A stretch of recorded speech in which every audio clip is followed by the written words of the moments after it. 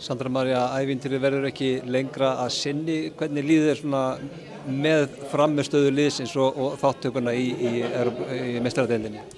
Ég held að maður verði að vera bara nokkuð sáttur með þessi úrslit í báðum leikjunum, bæði hér og heima á móti jafn sterku liði og Wolfsburg og það að vera með +2 mörk í markatölu í meistaradeildinni ekkert slæmt eftir að hafa spilað þessa leiki og ef maður lítur á tölfræðina hjá Wolfsburg í deildinni, það búin að spila 4 leiki, búin að skora 20 mörk og þá að skora 5 mörk í leik og við töpuðum 2-0 á móti þeim og 1-0 heima, þannig að það hlýtur að teljast ágætt úrslit en aftur á móti vill maður alltaf vinna og maður fer þannig inn í verkefni en ég held að við getum bara gengið stoltar af þessu verkefni.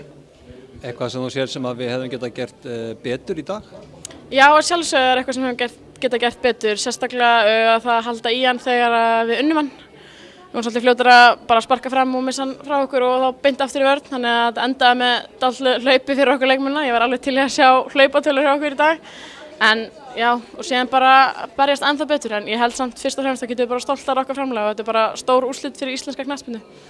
Hvað tekur þú svona persónulega og hvað heldur að liðið taki með sér út úr þessum viðureignum? Þetta er náttúrulega fyrst og fremst gríðarlega mikill lærdómur og fer beint í reynslubankann og margar ungar stelpur sem erum að spila og allar í liðinu íslensku, fyrir þessar 2 sem eru erlendar, eru frá Akureyri eða þar í kring og þetta er náttúrulega bara lítill bær á Akureyri að spila á stórveldinni í Þýskalandi, þannig að það er ekkert annað hægt en að vera stoltur og ánægður með þetta.